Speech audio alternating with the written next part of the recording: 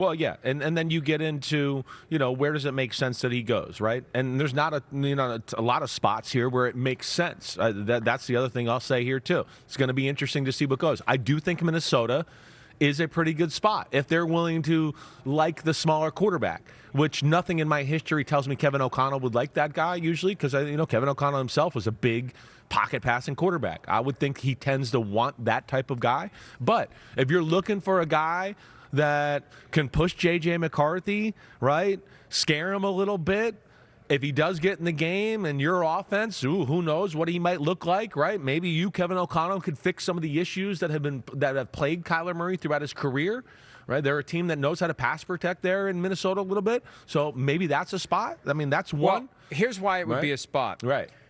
He's a guy that if you bring him through the door, it isn't immediately obvious that J.J. McCarthy has been supplanted. No, definitely you not. You can have right. a true competition. It's just the right touch. And you throw them both together, and you hope that one of them figures it out. That for Kyler, he starts putting in all the time, putting in all the effort, figuring it out, doing what needs to be done, studying the offense, learning the nuances, putting in the extra effort with the receivers. Either he'll do it or McCarthy will do it, and between the two of them, you're going to end up with somebody who can play. That's the only reason to do it. As someone who has followed the Vikings for 50 years and knows the ins and outs and the ups and downs of their quarterback position, the prospect of Kyler Murray no longer excites me. Yeah. It would have excited me at one point. It does not excite me. No, and I think most Vikings fans would say, we don't want Kyler Murray. I hear you. Well, there's a lot we want to see still. It feels like Kyler Murray still has to play spread. We have to have this field spread out, and I can run and do all that type of stuff. And as we know, that's just the NFL defenses have caught on to that kind of stuff. It's going away. The spread's done from that standpoint. To me, there's only one team that really runs the spread anymore to a degree, and that's the Philadelphia Eagles. That's it. Now, he would fit there. He would fit there. And then if you want to bring a backup quarterback there to put a little pressure. They wanted to trade for him. I know. So they wanted a couple of years ago. So Howie may not like this. Big Dom may come get me. They wanted to trade for him. Well, if you're going to let Jalen Hurts run the offense and not let you shift or motion, as we all know is correct, right? I know everybody wanted to yell at me like, "How could you say that, Chris?" And it's like, no, Chris was right. Sorry, but within that, Kyler Murray is going to be able to do that stuff. He's going to fit that scheme, right? So if there's a spot there, that's one that just comes out. The other one that I'll throw out to you is Atlanta.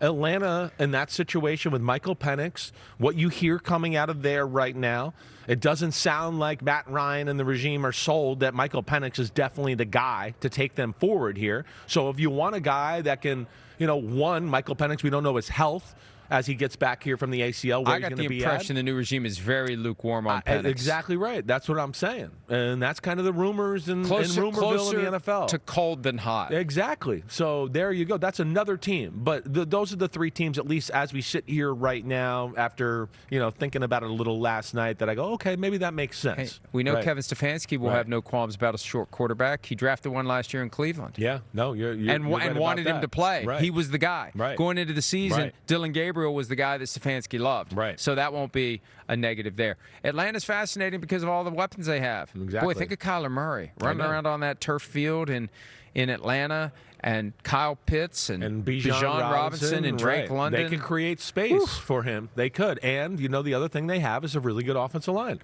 They have one of the better offensive lines in football. That's why Bijan Robinson's tearing it up.